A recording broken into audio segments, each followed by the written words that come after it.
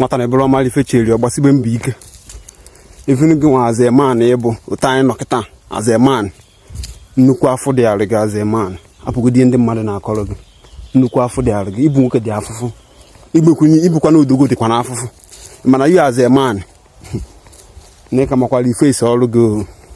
and buru n'uche ọ bụrụ responsibility niile ka nwoke kwesịrị ịdị na-ene anya abịakwutezi okwu ndị bụ first born asị gị na ya abụ nke abụrụ nke ọzọ n'ọgụ nwa bụ ideji nke eji akọrọ nke ọzọ akọnfuz nwoke akwụnye nwoke kpatara na ofu ebe mmadụ na-edoro mmadụ anya na budo ụzọ zọtagodi isi onwe gị first mmadụ asị na gị na nke ejebọrọ ọkpara na ọgụ nwa bụ ekwesịrị ịdị na-eme nke ejebọrọ ọkpara na ụmụ nwanne gị niile ndị nke tọrọ atọ na ncha niile na responsibility ha dị gị n'isi kedu onye kwuru dịka ihe ahụ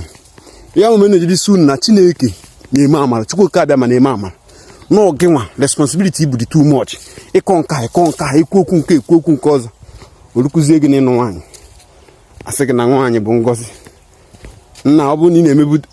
na-emebu expenses 2000 na okwe mana ịnụ nwaanyị na expenses bụzi 4000 ịmụtazie nwa